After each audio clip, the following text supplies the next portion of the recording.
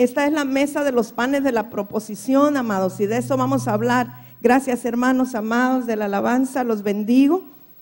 Hoy vamos a hablar de los panes de la proposición en un sentido espiritual, como Dios me lo ha estado poniendo, que debemos tocar este tema. Pero quería cerrar la serie de el mobiliario del tabernáculo o del templo, y creo que este va a ser el cierre. Para algún momento posterior vamos a dejar el estudio del pectoral del sacerdote, del sumo sacerdote, que sí vamos a necesitar hacerlo, pero hoy vamos a estudiar un poco sobre los panes de la proposición.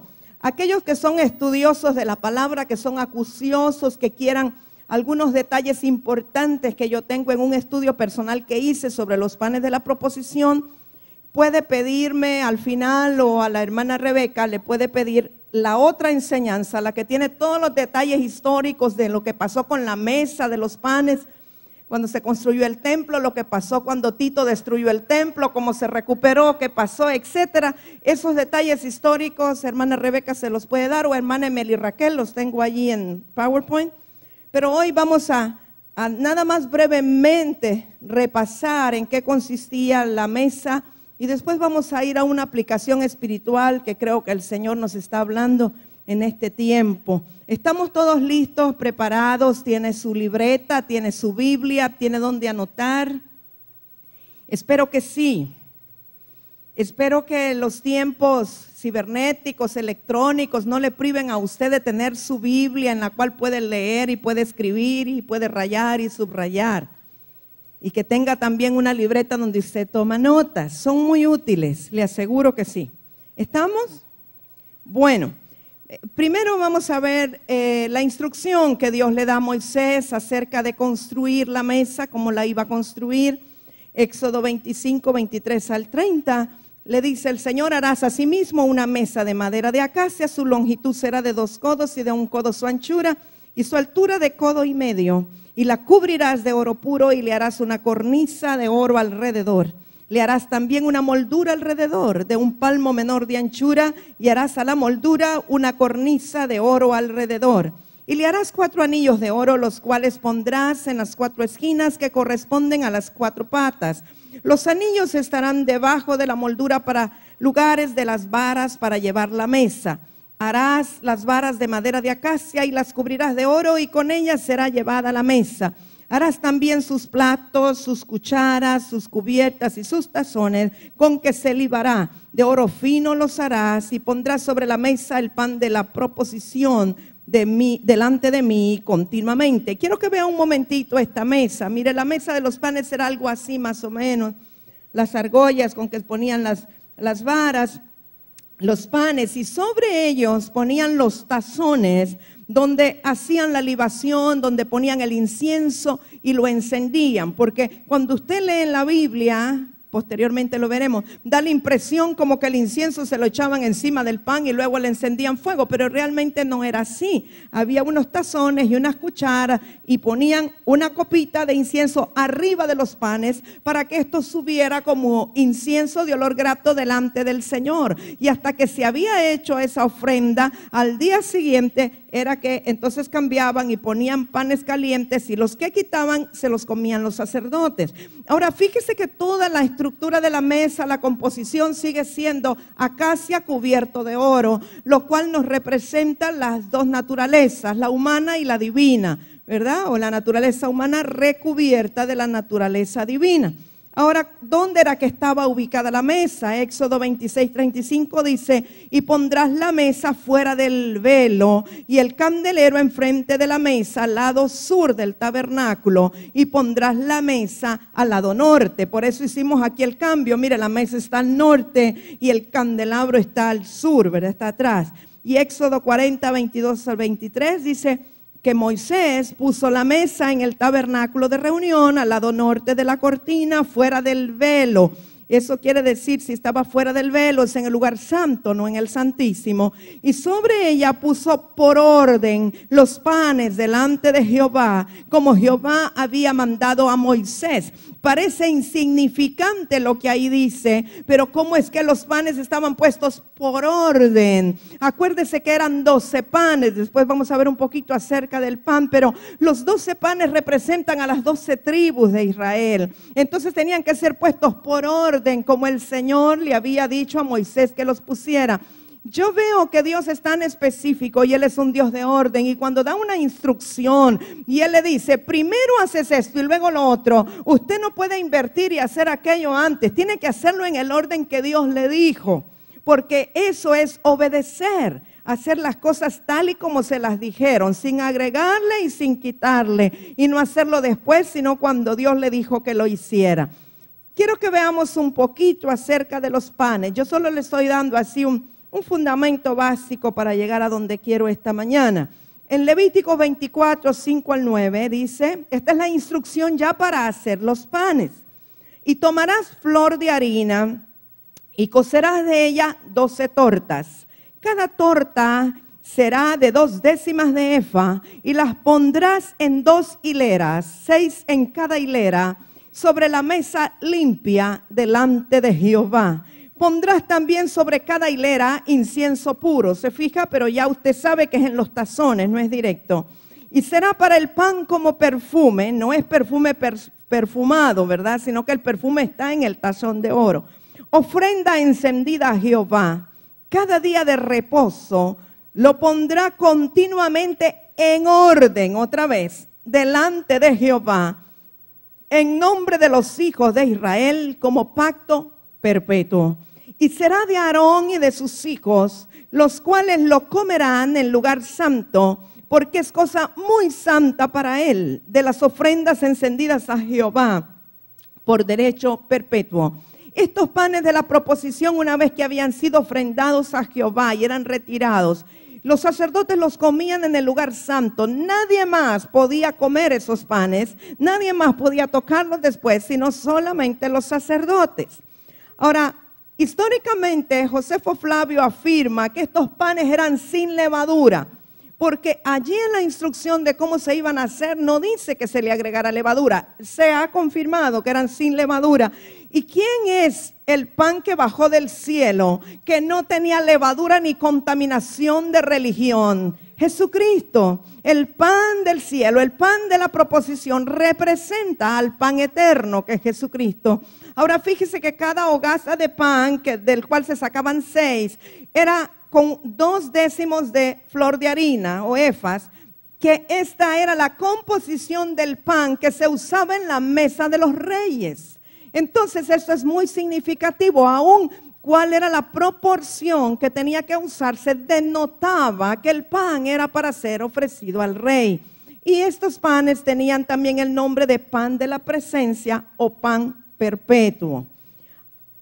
¿Por qué eran 12 panes? Si nosotros vemos en Éxodo 28, 9 al 12, el Señor le da unas instrucciones a Moisés acerca del vestuario del sumo sacerdote. Y tenía unas piedras que llevaba en los hombros, ya lo vamos a leer, en los cuales iban los nombres de las tribus de Israel. Y es muy interesante que así como eran 2 hileras y eran 6 y 6, de la misma manera los 12 nombres estaban distribuidos, uno en un hombro y otro en el otro hombro del sacerdote. Ahora yo decía, ¿por qué 6 y 6? ¿Sabe que 6 es el número de hombre? ¿Cuántos lo saben? Cuando decimos 6, ay no, ese número no me gusta porque pensamos en la bestia. Pero 6 es número de humanidad, 6 es número de hombre, porque al 6º día Dios creó al hombre, varón y hembra lo hizo. Ahora, cuando usted entiende por el Espíritu que el hombre que Dios hizo en el 6º día era la imagen y semejanza suya y estaba creando en el Espíritu al hombre de la nueva creación que es Cristo, entonces no lo ve tan malo. 6 es número de hombre perfecto. Entonces Éxodo 28, 9 al 12 dice, y tomarás 2 piedras de ónice y grabarás en ellas los nombres de los hijos de Israel, 6 de sus nombres en una piedra y los otros 6 nombres en la otra piedra. Conforme al orden, había un orden de ¿qué? De nacimiento de ellos, orden cronológico. Ese era el orden que Dios había dicho y el orden al cual se refería también en los panes. Era el mismo orden que llevaba en las piedras que en los panes, 6 y 6.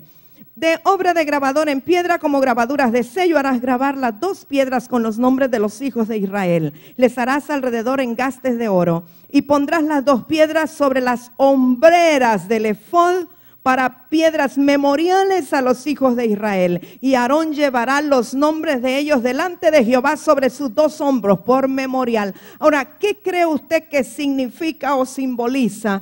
Que el sumo sacerdote llevaba sobre sus hombros las 12 tribus o los patriarcas de las 12 tribus.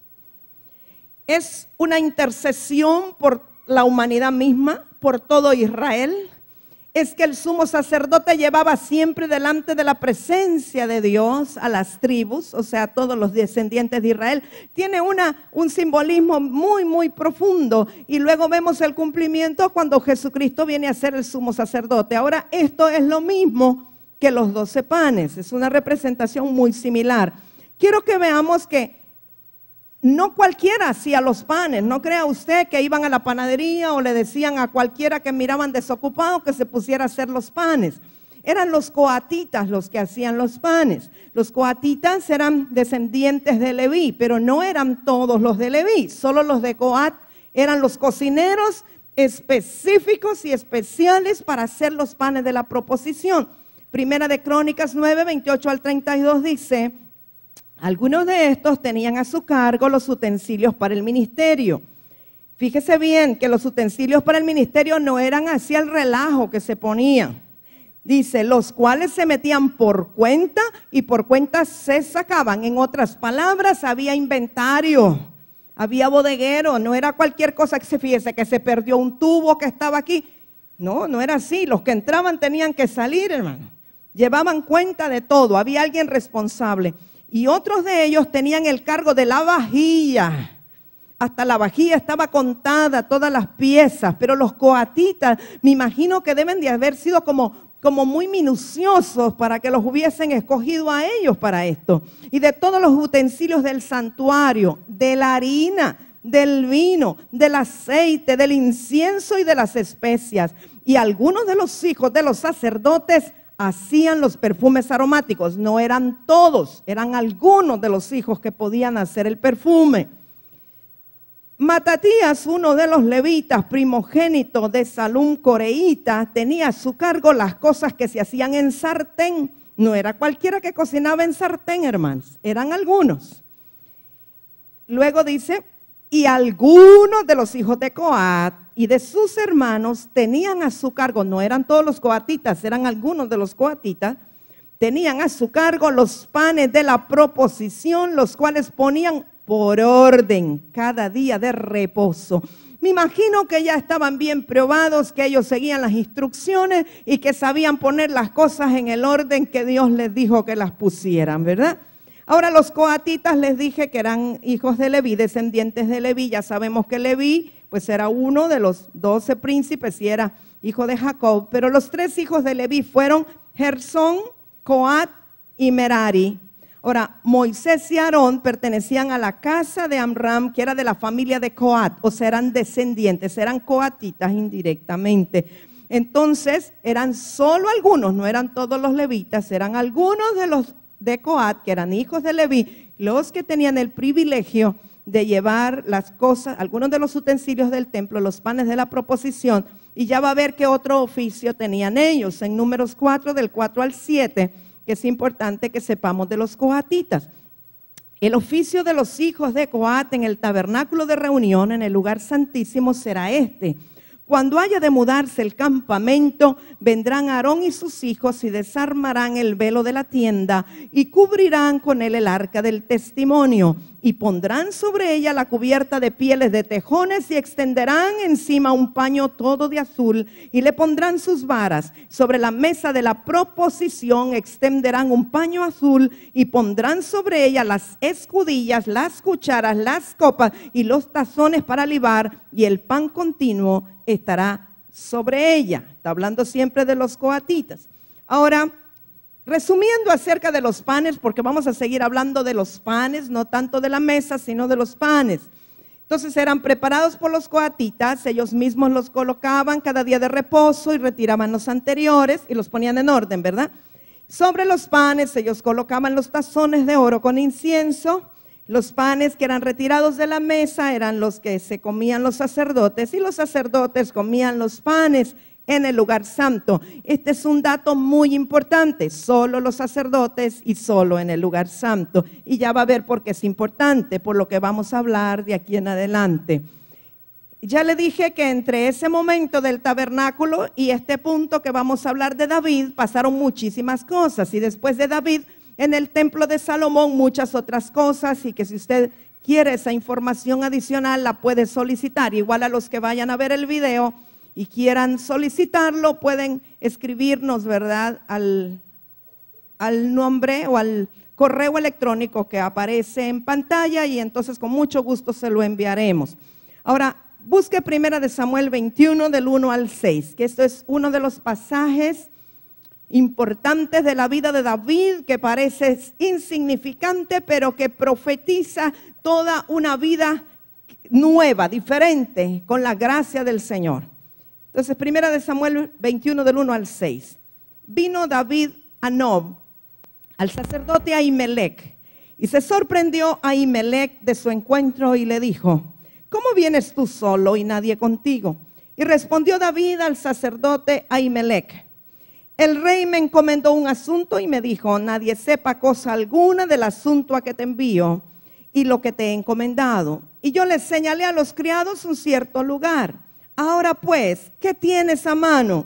Dame 5 panes o lo que tengas. ¿Sabe por qué David pidió 5 panes? ¿Por qué no le pidió 6 si eran los que habían en una ristra? ¿Por qué le pidió 5? 5 es número de gracia. David siempre nos está representando la gracia del Señor. Cuando va a vencer al gigante, él pone 5 piedras lisas en el morral. 5 es número de gracia. Bueno, entonces le dice: dame 5 panes o lo que tenga.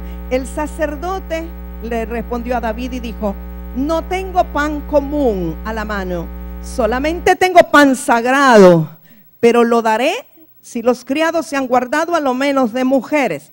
Ahora, fíjese bien, al sacerdote no le era permitido darle el pan sagrado a nadie, solo los sacerdotes podían comerlo.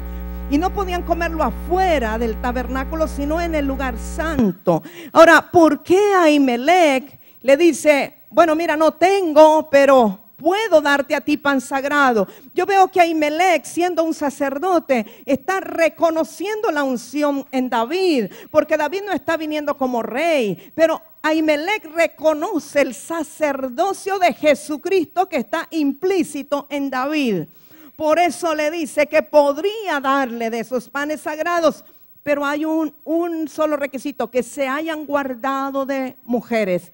Yo me pregunto, o sea, si usted ve en la Biblia, dice que, bueno, todos los pecados contaminan al hombre, pero habla de manera particular acerca de la fornicación, porque no solamente contamina al que comete el pecado, sino a la otra persona. La fornicación es uno de los pecados que involucra siempre a 2 personas. Entonces yo digo, qué serio debe de ser, aunque pecado es pecado, pero ¿por qué Ahimelech no le dijo otra cosa? ¿Por qué no le dijo: les daré pan con tal que no hayan matado a nadie, con tal que no hayan mentido en el camino, con tal que hayan diezmado? Una sola cosa le dice: con tal que no hayan tenido fornicación o que se hayan abstenido de mujeres, que no haya habido mujeres cerca de ellos. Piense, mediten esto. Y porque cuando hay pecado de fornicación, además es como que se activaran ciertas cosas espirituales y se arman ligaduras que después es más difícil la liberación. Y David respondió al sacerdote y le dijo: en verdad las mujeres han estado lejos de nosotros ayer y anteayer. En otras palabras, si hubieran estado cerca, hubieran pecado. El problema o la razón por la cual no pecaron es porque, gracias a Dios, estaban lejos, ¿verdad? Cuando yo salí, ya los vasos de los jóvenes eran santos, aunque el viaje es profano. O sea, está hablando que el viaje que estaban haciendo no era un viaje misionero, no era un viaje donde los habían enviado con una misión específica, era profano, pero en sí santo en el sentido de que no se habían contaminado con mujer. Cuanto más no serán santos hoy sus vasos. Así el sacerdote le dio el pan sagrado, porque allí no había otro pan sino los panes de la proposición, los cuales habían sido quitados de la presencia de Jehová para poner panes calientes el día que aquellos fueron quitados. O sea, no le estaba dando, no es que fue y quitó los que estaban en el altar en el momento, porque esos tenían que permanecer, sino que le dio de los que ya habían sido quitados el día de reposo. Ahora, nada más para hacerle un resumen, porque era en Nob que estaba el sacerdote Ahimelech. Usted se acuerda que cuando los filisteos se apoderaron del arca del pacto, los israelitas erigieron un tabernáculo en Nob, y ahí estaba el tabernáculo sin el arca, y quedaron por un tiempo, y el sumo sacerdote Ahimelech vivía ahí en Nob, por eso llegó ahí David. Ahora, el hecho de que a David y a sus siervos les hubiesen dado los panes es muy significativo, y eso es de lo cual yo quiero hablar este día. ¿Por qué a David le dieron esos panes? Importante es que David y los suyos cuando llegaron tenían hambre. Y aunque les pusieron un requisito que estuvieran limpios, yo quiero que medite un poquito en lo que hizo el sacerdote Ahimelech. Él tenía una orden por la ley de que solamente los sacerdotes podían comer esos panes. Bien, yo sé que Ahimelech tuvo revelación acerca del sacerdocio de David, pero además, del punto de vista natural, se está estableciendo un precedente, y es que la misericordia es más importante que la ley o el sacrificio, y de eso quiero hablar esta mañana. O sea, el sacerdote ve que estos hombres tienen hambre, y entonces él tuvo la misericordia de darle de comer al hambriento, estuvo por encima de la prohibición de que cualquiera pudiese comer el pan sagrado. ¿Me está captando? Porque esa es la enseñanza que es sencilla, pero es profunda a la vez. Para un sacerdote el quebrantar una ley que había sido dada desde tiempo de Moisés no era fácil. Pero yo siento que Ahimelech, aparte de haber recibido la revelación del sacerdocio de David, recibió la revelación de la misericordia y de la gracia del Señor. Que cuando alguien tiene hambre, eso está por encima de cualquier prohibición que le hayan dado. Esto es bien delicado, y todo tiene que ser dirigido y guiado por el Espíritu Santo, ¿verdad? Porque no estoy hablando de que alguien, habiendo tenido dinero, se va a alquilar 5 películas de video y luego resulte que tiene hambre y va a pedir comida porque no tiene comida. ¿Me explico? Porque alguien puede hacer eso, toma el dinero para cosas que no son necesidad, y luego va a pedir porque tiene necesidad. No estamos hablando de eso, estamos hablando de integridad, estamos hablando de orden divino, estamos hablando de alguien que por una circunstancia particular tiene hambre y no tiene acceso a comida. Ahora, fíjese que cuando el Señor Jesús desarrolló su ministerio en la tierra, ¿se acuerdan cuando había estado predicando 2 días, 3 días? La gente estaba ahí escuchando el sermón o de las bienaventuranzas o en el monte, o cuando el Señor hablaba. ¿Y qué era lo que al Señor le daba pesar? Enviarlos con hambre. Dice, han estado aquí 3 días, no han comido. ¿Cómo voy a enviarlos yo con hambre? Y eran multitudes, eran 5,000, 6,000, 10,000, eran familias. Pero al Señor le daba misericordia, le daba compasión enviarlos con hambre. Y entonces el Señor hacía lo que estuviera a la mano, y si no hacía un milagro, multiplicaba lo que tenía con tal de darle de comer al hambriento, con tal de darle de beber al sediento. Yo quiero enfatizar esto esta mañana, amado mío, porque Sé que esta no es una prédica muy común hoy día. Hoy día la gente va a las iglesias porque quiere oír, quiere que le digan que va a ser prosperado, que va a tener mucho dinero, que va a tener un carro nuevo, que le van a regalar una casa, que su negocio le va a ir súper bien. Pero nadie quiere oír, ni casi nadie está predicando que le digan: amado, si usted tiene un pan, pártalo y compártalo con el hambriento. Pero ese es el evangelio del Señor Jesucristo. El evangelio del Señor es que ustedes, mis amados, que nosotros que hemos conocido a Cristo, tengamos misericordia, tengamos compasión y nos ocupemos de las necesidades no solo espirituales, sino también materiales, naturales y fisiológicas del ser humano. Porque cuando Dios creó al hombre, lo creó como un ser tripartito, espíritu, alma y cuerpo. Y a Dios le importa y le interesa todas las áreas del ser humano. Y entonces el Señor nos deja aquí una enseñanza a través de David, que luego el Señor Jesucristo la fortalece o la fortifica una y otra vez. Y entonces vamos a ver, aquí nada más le resumo lo que vimos, y luego vamos a ver algo que ocurrió en el ministerio del Señor Jesús. Pero para que quedemos claros en lo de los panes eran 12, los que se comían los sacerdotes. 12 era el número de las tribus, también es el número de los apóstoles o el número del Cordero. Y podemos seguir diciendo que 12 eran las puertas de Jerusalén. Y 12, usted lee en Apocalipsis, el número 12 lo tiene cantidad de veces en los ángeles, las puertas, la ciudad, etcétera. Bueno, pero Jesucristo es nuestro sumo sacerdote. Él es el pan del cielo, Él es el alimento eterno. David tipificó el sacerdocio eterno de Cristo cuando Enoc comió los panes que le dio a Ahimelech. Hoy día todos nosotros como sus sacerdotes comemos de la mesa del altar. Quiero que entienda esto. Quizá usted no tiene un tabernáculo, ¿verdad? Quizá nosotros no tenemos así panes sin levadura físicamente hablando, excepto cuando se comparte la cena del Señor. Pero nosotros comemos sentados a la mesa del altar, y la mesa del altar es donde usted recibe a Jesús como palabra revelada, el alimento del cielo. Y para nosotros está abierto el lugar santísimo y el lugar santo para que podamos comer de la mesa como sacerdotes del Señor. ¿Cuántos aquí saben que Jesucristo, el sumo sacerdote, nos abrió camino para que fuésemos sus sacerdotes?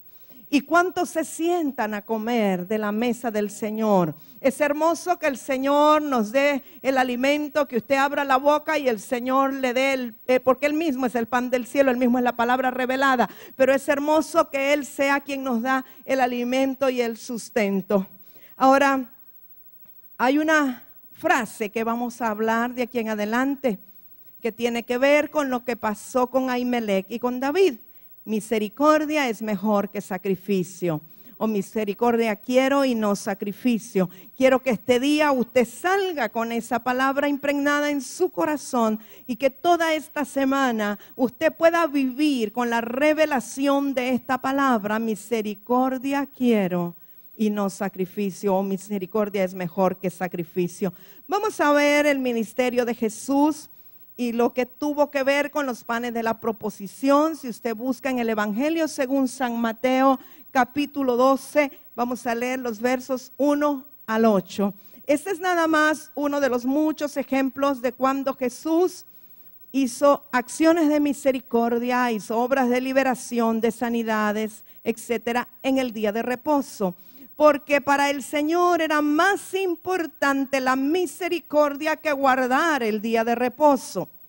Usted sabe que los judíos ortodoxos son muy estrictos con esto. En el Shabbat, a partir de las 6 de la tarde del viernes y hasta las 6 de la tarde del sábado, ellos no hacen ningún trabajo, ningún esfuerzo.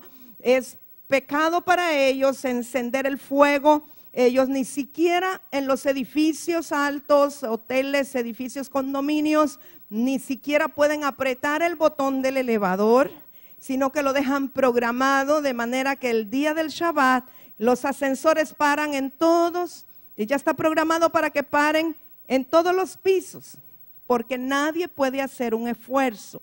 No cocinan ese día, dejan la la comida hecha desde el día viernes, o comen cosas frías porque no pueden encender el fuego, no pueden hacer nada, van caminando a la sinagoga, no encienden el carro, no hacen ningún trabajo.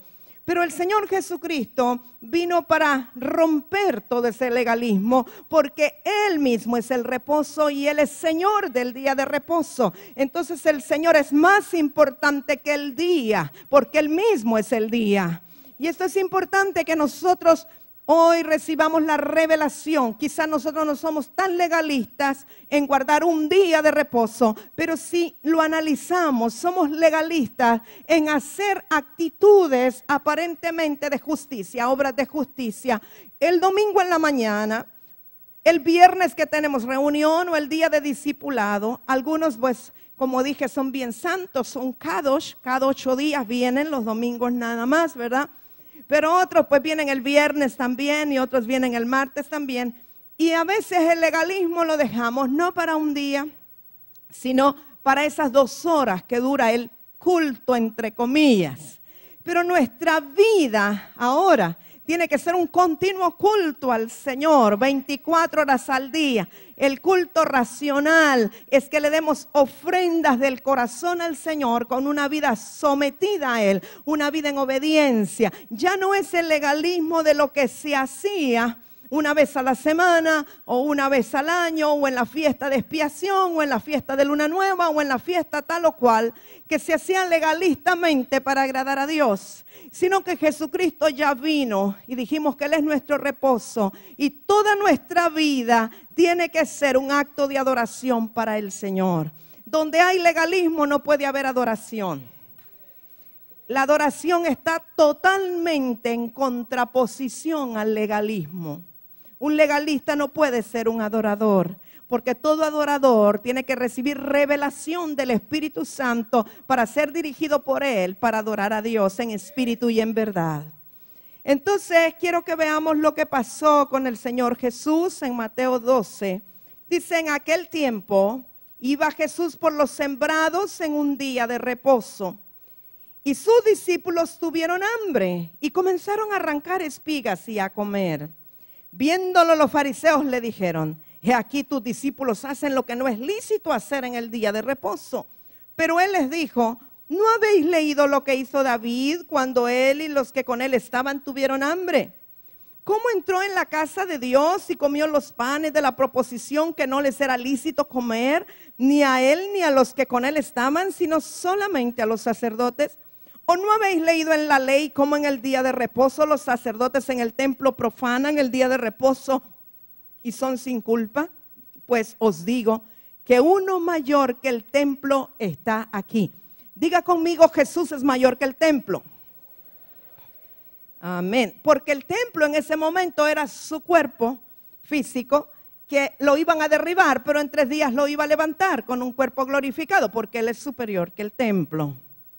Y si supieses qué significa misericordia quiero y no sacrificio, no condenarías a los inocentes, porque el Hijo del Hombre es Señor del día de reposo.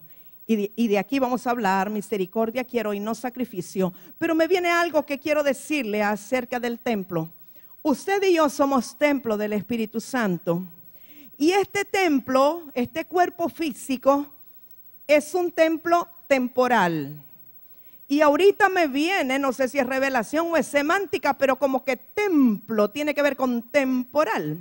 Vamos a buscarle la raíz a la palabra, pero hasta ahorita me percato de ello. Entonces, este cuerpo físico, mientras estemos en esta tierra, mientras estemos con la vida biológica, con el bios que nos mantiene caminando aquí, este es el templo. Pero llegará un momento, y a todos nos va a llegar, a unos antes y a otros después, en que este cuerpo corruptible o este templo temporal, valga si es redundancia, va a ir a la tierra de donde provino. Y el Espíritu de Dios y el Espíritu del hombre no se quedan en la sepultura con el templo físico. Siento decir esto, amados. Muchas veces nosotros acá en la tierra tenemos demasiada adoración por el templo y poco por el Dios del templo. O sea, adoramos o exaltamos a la persona y no al que mora en el templo. Y aún por razones sentimentales, almáticas, emotivas, emocionales, cuando un ser amado parte con el Señor, podemos hacer demasiada adoración al templo temporal y vemos personas ligadas a hacer culto a los muertos, adoración al templo. Hay quienes no quieren ni enterrar a los muertos, sino que tenerlos en velatorio 2, 3, 4 días para estarlos viendo. Tienen insistencia en estar viendo cómo quedó, que si quedó bien maquillada el muerto, que si qué bonito lo dejaron, que si qué bonito quedó, si quedó con sonrisa, no quedó. Suena feo lo que le estoy diciendo, pero yo a alguien se lo estoy diciendo por el Espíritu. Y entonces hay una ligadura y después que hay que ir a ver la lápida y hay que limpiar la lápida y hay que llevarle flores a la tumba cuando ahí ya no hay vida dentro, ¿verdad? Porque ya no es, ya el espíritu de la persona no está allí. Y lo que hay es algo corruptible que se volvió materia orgánica y que no podemos darle culto a eso. Si alguien tiene dudas, al final puede preguntarle a sus pastores, que estoy segura que les van a dar una buena explicación. Pero sentí decirle esto. Cuando el Señor Jesucristo murió, muchos fueron a la sepultura a ver qué encontraban. No encontraron nada. Pero el Señor Jesucristo resucitó con un cuerpo glorificado. Un cuerpo que podía traspasar paredes, un cuerpo que no estaba contaminado. Un cuerpo celestial con el cual todos nosotros un día seremos levantados a la presencia del Señor. Un cuerpo espiritual. Pero vamos ahora a centrarnos en lo último. Cuando dice, y si supieses qué significa, quiere decir que los fariseos no entendían lo que significaba. Misericordia quiero y no sacrificio. No condenarías a los inocentes.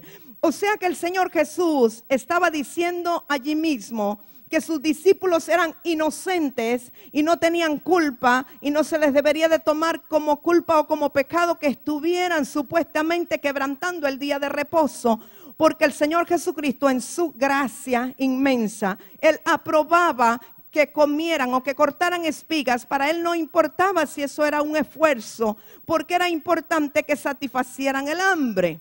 Esto mismo a mí me lleva a otra revelación, que aún el ayuno tiene que ser dirigido por el Espíritu Santo. Que el ayuno no es aguantar hambre tampoco, porque si el Señor Jesús hubiera creído que ayunar era aguantar hambre, cuando los discípulos tuvieron hambre, no les hubiera dicho que cortaran espigas o no les hubiera permitido, sino que les hubiera dicho, ayunen pues. Pero no es así la cosa. Algunas personas dicen, bueno, ni modo, como no hay que comer, pues vamos a ayunar. No, son dos cosas diferentes. El ayuno viene por dirección del Espíritu Santo. El ayuno no es algo religioso. El ayuno no es algo ritualista. El ayuno, aunque le puede servir para bajar de peso, no es esa la intención. Porque muchos hacen ayunos para rebajar de peso, pero no es así la cosa. Yo he visto personas que ayunan muchos días y sin embargo, porque ha sido dirigido por el Espíritu Santo, están siempre bien rozagantes, se ven siempre muy, muy bien. No parece que es que hubieran dejado de comer algunos días, porque cuando el ayuno es dirigido por el Señor, Él es el que sustenta. Porque no solo de pan vive el hombre, sino de toda palabra que sale de la boca de Dios. Entonces, aún el ayunar tiene que ser, usted tiene que ayunar cuando está comiendo pan del cielo, para estar sustentado espiritualmente. Pero si usted no come del cielo ni come de la tierra, no le va a ir muy bien. Porque cuando no hay pan físico, el pan espiritual le suple las dos cosas. Lo espiritual, lo natural, porque es dirigido y es guiado por el Señor. Como cuando el Señor Jesucristo fue llevado al desierto por el Espíritu Santo por 40 días y la voz de Dios estuvo allí para fortalecerle. Era dirigido, guiado por el Espíritu. Entonces vamos a ver en qué consiste lo de la misericordia. El Señor me hablaba acerca de Miqueas, del profeta Miqueas. Él tuvo una revelación de la verdadera adoración. Cuando Miqueas en el capítulo 6, versos 6 al 8 dice, ¿con qué me presentaré ante Jehová y adoraré? Si usted es de los que subraya la Biblia o el cuaderno o toma notas, fíjese que dice, ¿con qué me presentaré ante Jehová y adoraré al Dios Altísimo? Miqueas está preguntando cómo puede adorar a Dios. ¿Por qué pregunta Miqueas si ya durante todo el tiempo de la ley y los profetas se sabía cómo era que se adoraban? Iban al monte, llevaban un carnero, un becerro, lo ponían en el fuego del altar y esa era la adoración.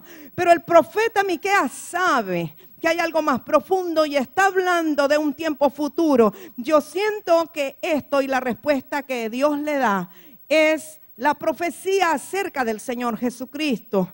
Porque el Señor Jesucristo se presentó delante de Jehová precisamente como Miqueas dice. Ahora pregunta él, ¿me presentaré ante él con holocaustos, con becerros de 1 año?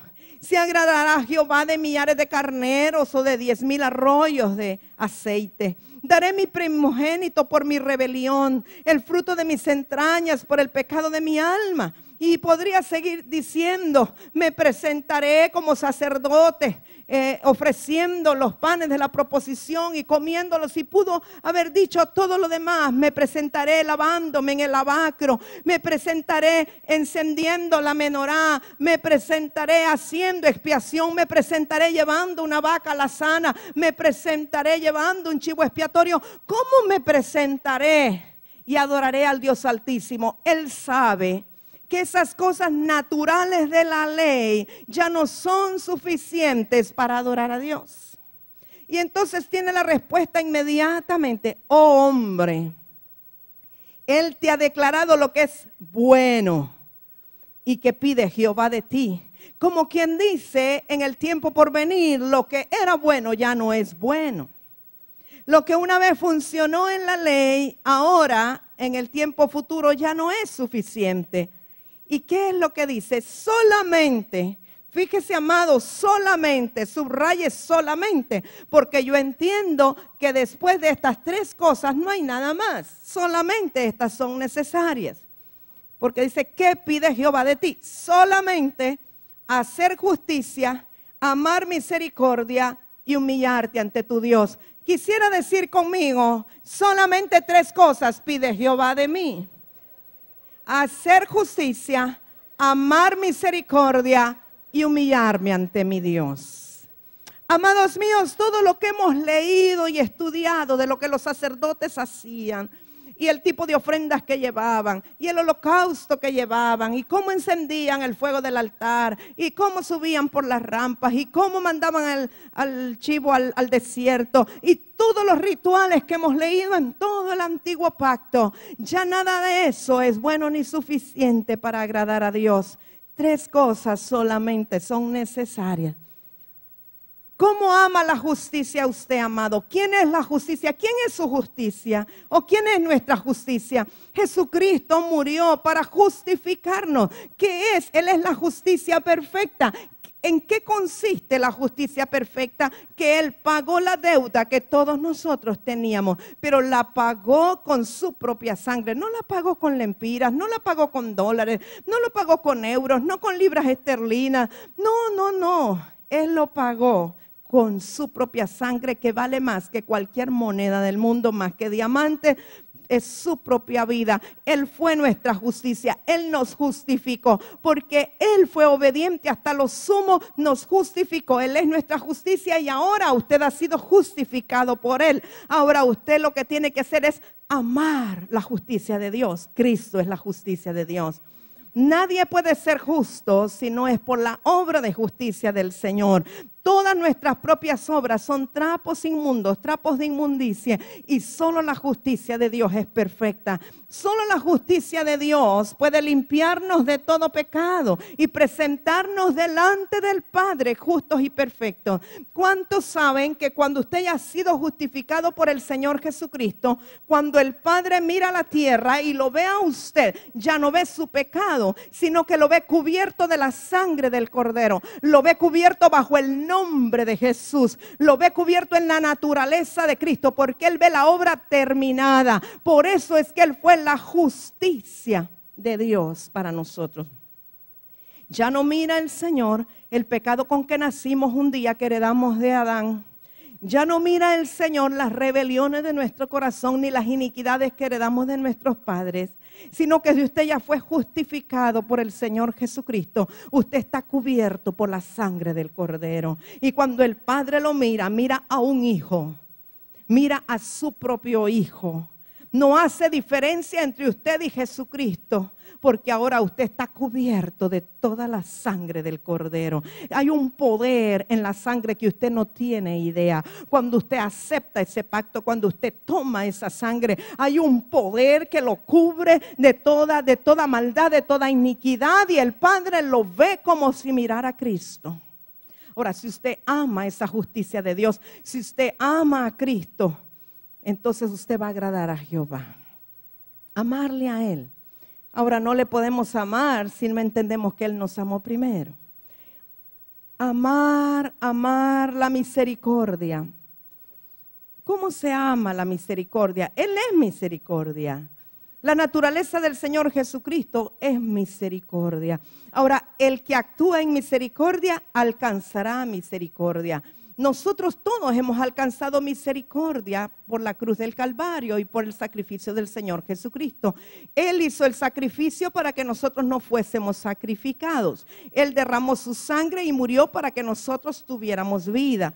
Ahora, Él es misericordia. Él es la ofrenda de Dios para nosotros. Antes, en el antiguo pacto, se le daban ofrendas al Señor. Ahora Dios mismo nos dio la ofrenda. Jesucristo se despojó de Él en propiciación nuestra, se despojó del Hijo para que nosotros tuviéramos vida eterna. Ahora, Él fue misericordioso. Si nosotros caminamos en la naturaleza misericordiosa del Señor, en el día que estemos delante del Señor presentando cuentas, también alcanzaremos misericordia. Él va a tener misericordia al momento de juzgarnos en el libro de las obras, porque nosotros vamos a cegar lo que hemos sembrado. Sembramos misericordia aquí. Tenga la seguridad que Dios no se queda con nada y que toda obra de misericordia que usted haga en la tierra será recompensada, no solo en la tierra, sino también en los cielos en el día del juicio. Porque así como usted mide aquí, así será medido allá. En otras palabras, trate usted a los demás como le gustaría ser tratado usted. Eso es sencillo. A usted no le gusta que le hagan tal cosa, no la haga a los demás. Usted quiere que sean benignos con usted, usted quiere que sean misericordiosos con usted. Empiece y practique hacer misericordia con los demás. Misericordia tiene que ver con muchas cosas. La misericordia se opone al juicio. No estoy hablando de los juicios de Dios, de los juicios divinos, estoy hablando del juzgar. La persona que es misericordiosa no juzga a los demás. No estoy hablando yo de la gente que es almática, que todo dice pobrecito y que todo lo encubre, no. Estoy hablando de que reconocemos que hay una falla, reconocemos que hay un problema, pero somos misericordiosos, somos benévolos, somos benignos por la naturaleza de Cristo en nosotros, para aceptar a las personas, para darles una segunda oportunidad, para perdonarlos cuando vienen a pedir perdón. Y entonces no reaccionamos como, no, usted solo buscó, mire ahora a ver qué hace. No, yo no quiero saber nada de usted, porque la actitud que tuvo, hermano, qué barbaridad. No. La persona misericordiosa siempre acepta una disculpa. Siempre cuando vienen a pedir perdón o disculpas, perdona. Pero no es que da la vuelta como que no pasó nada. O le dice, no se preocupe, no pasó nada. No, reconoce que hubo una falla, pero le dice, sí, amado, yo le perdono. Yo le perdono de todo corazón. Aquí ya no pasó nada, todo está cubierto por la sangre del Señor. Entonces empezamos de nuevo, un nuevo comienzo. Y esto quedó sepultado, como quedaron sepultados nuestros pecados en el fondo del mar cuando el Señor Jesús nos lavó con su sangre. Entonces, eso que recibimos de gracia, cuando la Biblia dice que lo que de gracia recibiste lo des de gracia, está hablando precisamente, así como el Señor Jesús, viéndote que estabas enlodado, viéndote que eras, como dice la Escritura, ¿verdad? Podrida llaga, etcétera. El Señor no le importó, sino que te perdonó, sino que te limpió, te besó, te levantó, te abrazó, así tiene que ser en ti la misericordia hacia los demás. Así tienes que ver a los demás como el Señor Jesucristo los ha mirado, como Él nos miró a nosotros. Hacer misericordia tiene que ver, amado mío, en que tú puedas ver la obra terminada del Señor. Que cuando miras a alguien que todavía está actuando en pecado, todavía está caminando en obras de tiniebla, que no mires lo de afuera, que no mires lo externo, que no mires las acciones, las actitudes, sino que puedas ver lo que el Señor mira, que sería la obra terminada. Que puedas en misericordia ver lo que Dios podría hacer con esa persona. Y cuando tú actúas en misericordia, vas a alcanzar misericordia de los demás y también del Señor. Lo último que te dice es humillarte ante tu Dios. Ya sabemos que la humildad y la humillación están opuestos a lo que es la altivez y el orgullo. Sabemos que altivez y orgullo fue el pecado de Luzbel y que eso hizo que lo botaran del lugar de privilegio que tenía. Ahora, muchas veces nosotros como seres humanos decimos, sí, yo me humillo, me arrodillo, y cuando hablan de humillarse, pues postran las rodillas y lloran y todo. Pero muchas de nuestras actitudes pueden no mostrar humildad. Puede que en el fondo de nuestro corazón, nuestro ego esté afianzado en cosas, en logros, en posiciones, en situaciones de las cuales no nos queremos despojar o no nos queremos desprender, aunque digamos que nos humillamos delante del Señor. O sea, humillarse delante del Señor no tiene tanto que ver con que usted se arrodille en una oración o en una alabanza. No tiene tanto que ver con que usted llore mucho y le diga, Señor, yo reconozco que no soy nada y que tú eres todo. No tiene tanto que ver con eso. El humillarse delante del Señor es someter todo su ser a la voluntad de Él. Es despojarse de todo lo que usted quiere hacer para aceptar con amor lo que Él quiere hacer de usted. Humillarse delante del Señor es decirle, quiero obedecerte hasta lo sumo, cueste lo que cueste. Y decírselo en intimidad y en privado, no para que te escuchen los demás, sino que de verdad lleves una vida de humillación o de dependencia total del Señor. Muchas veces podemos hablar de la humildad. Podemos dar una cátedra de lo que es ser humilde. Y ya la persona que dice yo soy humilde desde que lo dijo no lo es. Porque el que lo es no dice que lo es. Sí, dicen que había un señor que estaba muy orgulloso de ser humilde. Entonces ese pues ya no era humilde, ¿verdad? Humillarse delante de Dios es depender totalmente de la capacidad del Señor. Hay mucha gente que puede sentirse altivo y superior por su inteligencia, por su capacidad, por su habilidad, por sus destrezas, porque conoce mucho de tecnología, porque sabe mucho de carros o de mecánica o de lo que sea, de lo que es actual, o de cocina o de aseo. Hay quienes se sienten tan orgullosos de que son muy nítidos y muy aseados, que ya desde que viven criticando a los que no son aseados, ya perdieron la humildad. ¿Me explico? Ah, no, es que qué barbaridad, esa persona no sabe limpiar, mira cómo dejó ese sucio, uy, qué feo. No, es que eso no se hace así. Eso, ya desde ese momento, ya perdió la humildad y está altivo y orgulloso por lo que usted sabe hacer bien. Y cada vez que estamos criticando a los que no hacen las cosas como nosotros las hacemos, ya no somos humildes. Dejamos de ser humildes. Entonces, humildad es depender totalmente del Señor. Y no estoy hablando de una falsa humildad. A veces vamos a decir que Dios usó poderosamente a un hermano en la alabanza, o una hermana. Y ya se va bajando y alguien le dice, hermano, ¿cómo lo usó el Señor en la alabanza? Y entonces este hermano o esta hermana, queriendo ser humilde, le dice, ay no, hermanito, la gloria sea para el Señor. Esa es falsa humildad. Ser humilde es decirle gracias a Dios que me usó. Porque sí lo usó, entonces hay que reconocer que lo usó. Pero gracias a Dios que a Él le plació usarle, no por sus méritos, ¿verdad? Sino porque en su misericordia Dios le usó. O a veces puede que alguien se levante y profetice y dé una profecía y alguien le diga, wow, hermano, qué tremendo, qué unción profética la que había. Hermano, no, hermano, si Dios usó una burra para profetizar, no tenemos que sentirnos muy halagados porque Dios nos use para dar una profecía, ¿verdad? Pues una burra puede usar a cualquiera de nosotros. Y no es nada para sentirnos altivos o para sentirnos que somos especiales por eso o superiores, no.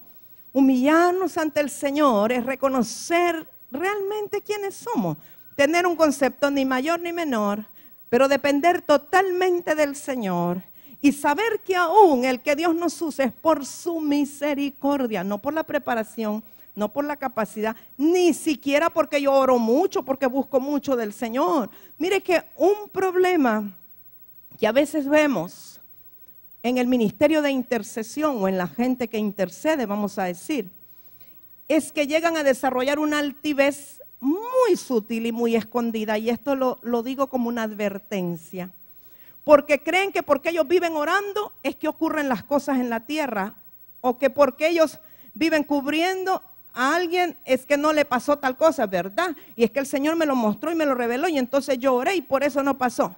Amado, si usted supiera cuántas miles de personas están orando por lo mismo, entonces no es por la oración suya, por la misericordia de Dios, y Él usa a quien Él quiere.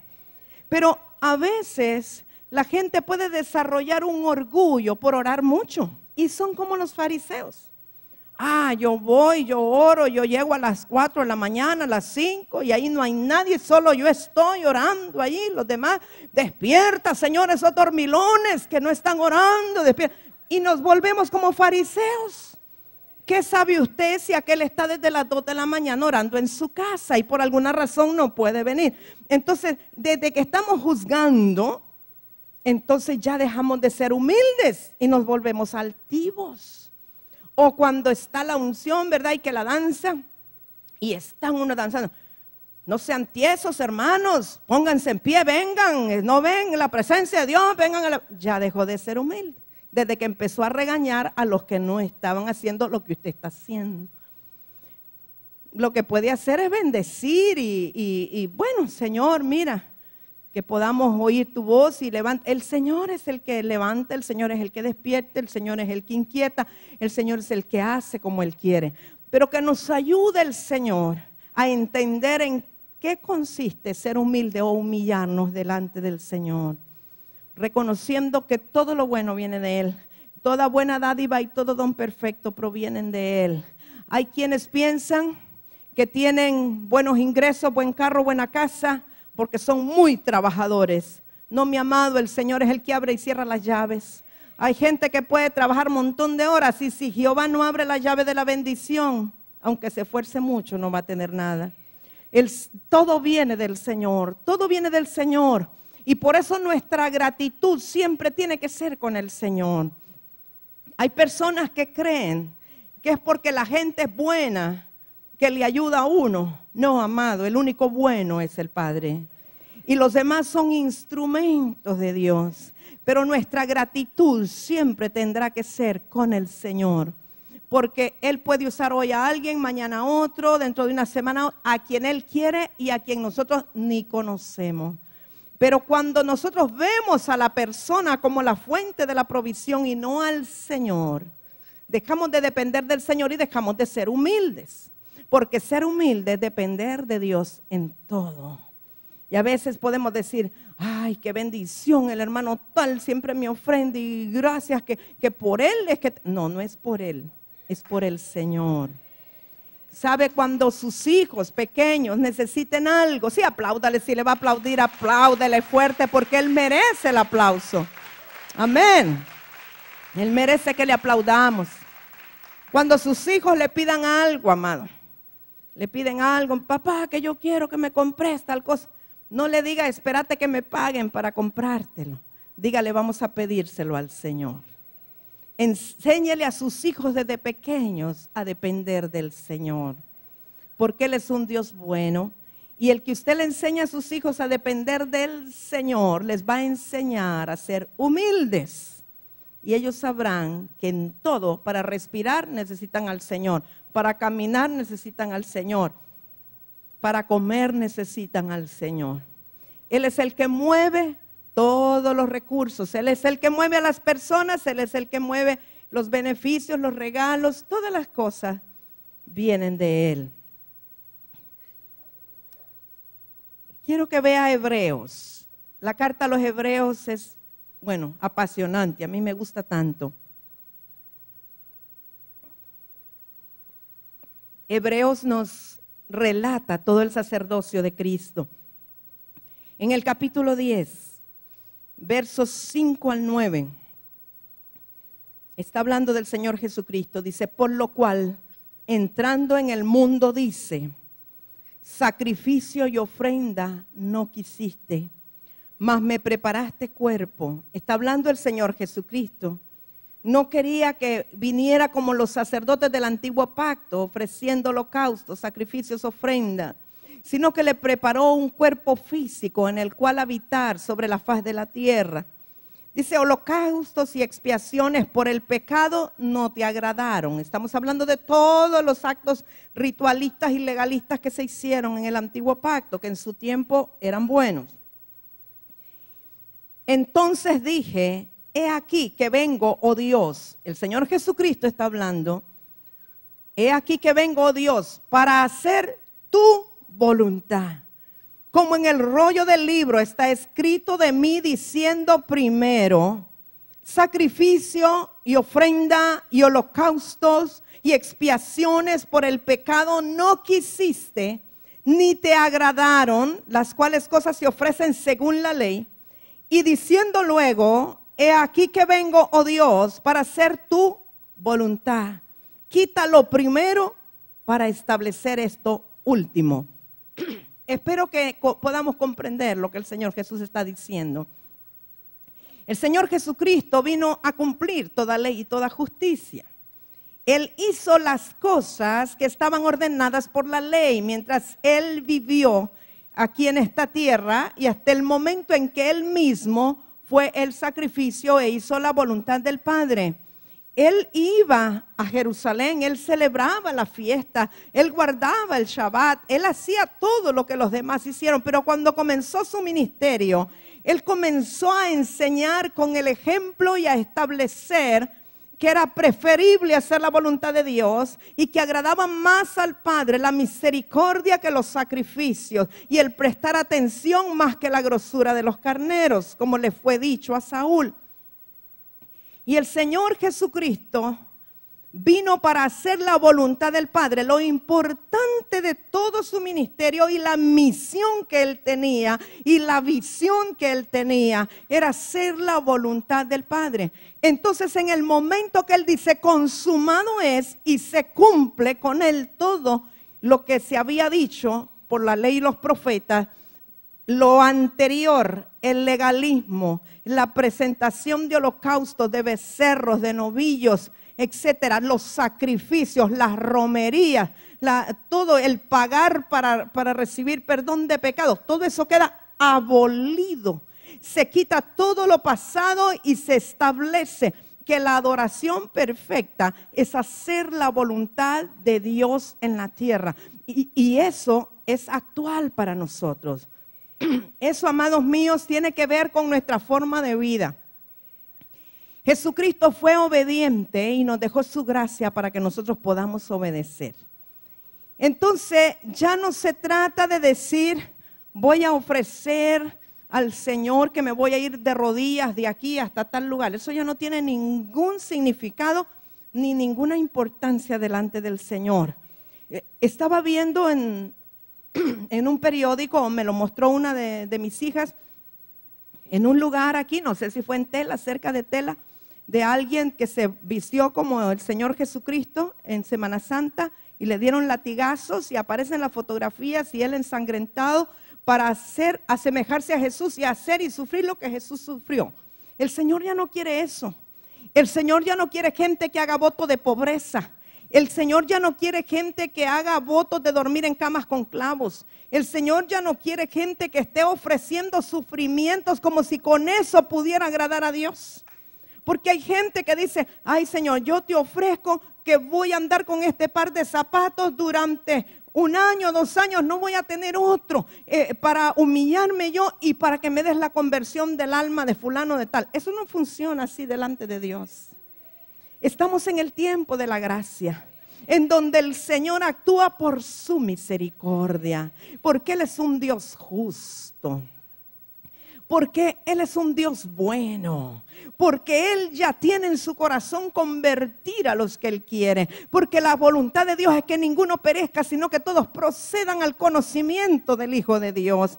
Porque por mucho que usted se dé latigazo y por mucho que usted se ponga moradito por no comer y por mucho que usted haga sacrificios, hay cosas que le van a ayudar a su salud, pero no valen nada para agradar a Dios y moverle la mano a Dios a que Él haga cosas en favor suyo. Él va a hacer cosas en favor suyo porque su naturaleza es ser amor. Él es amor. Dios es amor. La naturaleza de Él es ser bueno. Él es tardo para la ira, pero es grande en misericordia. Él es un Dios clemente. Él se goza en hacer el bien a los suyos. El gozo del Señor consiste en provocar también nuestra delicia, nuestro deleite y nuestro gozo permanente. Esa es la naturaleza de Él. Entonces, Él no es un Dios que se goza en ver que usted está sufriendo y que le está ofreciendo sufrimientos para que Él haga algo. En algún tiempo, cuando yo era un poquito más joven que ahora, ¿verdad? Vendían unas cositas así de metal que usted se ponía en el dedo, me imagino que las hay todavía. Y tenían unos piquitos y una cruz así para usted estar rezando cuando usted iba en la carretera o iba en un bus. Entonces, a ver cuántas vueltas le daba y cuántos Padres Nuestros y Aves Marías rezaba y todo eso lo ofrecía por algo. Es como que estuviéramos completamente cegados y no entendiéramos nada de la naturaleza de Dios. Eso no puede torcerle el codo a Dios. La naturaleza de Él es ser bueno. Pero Él quiere que nosotros hagamos sencillamente su voluntad. Hacer aquello para lo cual hemos sido llamados, escuchar lo que Él quiere que hagamos, someter nuestros deseos para hacer los de Él. Entonces, la misericordia es mejor que los sacrificios. Yo lo quiero dejar por último con esto, el sumario, vamos a decir.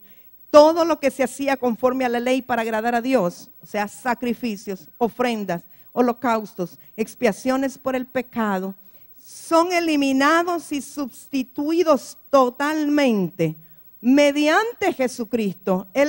Por Él fueron eliminados y son sustituidos por hacer la voluntad del Padre, que es adoración. Y esto es en todo tiempo. Eso no es de que yo hago la voluntad de Dios cuando vengo a la iglesia, o yo hago la voluntad de Dios cuando me mira el pastor, o yo hago la voluntad de Dios en el caso de los jóvenes cuando mis papás están ahí. No, es que esto es un trato de Dios con cada uno. Esto es una relación de cada uno con Dios. Es que esto es un asunto de que aunque me vean o no me vean, sabe, el Señor todo lo ve y todo lo conoce. Esto no es de que porque tengo unas camaritas escondidas y que lo estén observando. El Señor vive dentro de usted y todo lo escudriña. Él sabe todas las cosas. Y es una relación de Él conmigo y yo con Él. A Él no lo puedo engañar. Él conoce hasta mis pensamientos. Él conoce lo que nadie más conoce, aún lo que esté escondido para mí. Él escudriña el corazón, lo más profundo. Así es que Él sabe si le adoramos o no. Él sabe si hacemos su voluntad o no. A veces podemos tratar de engañarnos a nosotros mismos, ¿sabe? Hay gente que miente tanto que llega a un punto que se cree sus propias mentiras y él mismo está engañado. Pero a Dios no. A Dios no lo puede engañar. El Señor todo lo sabe. Entonces, adorarle a Él es una forma de vida y de hacer la voluntad de Él 24 horas al día, 365 días al año. Esto no es un asunto de momentos de culto, es un culto eterno, continuo, constante, aún mientras duerme. Porque aún mientras duerme pueden venir a su consciente, aún los anhelos subconscientes. Y si usted se despierta que está soñando cosas no agradables, pues tiene que empezar a orar aún por esas cosas. Entonces, Dios quiere un pueblo que haga su voluntad. Dios está buscando un pueblo que sepa adorarle. que lo ame a Él, que ame la misericordia, que no trate de poner pantallas o aparentar algo que realmente no somos, porque a la larga delante de Él estamos desnudos.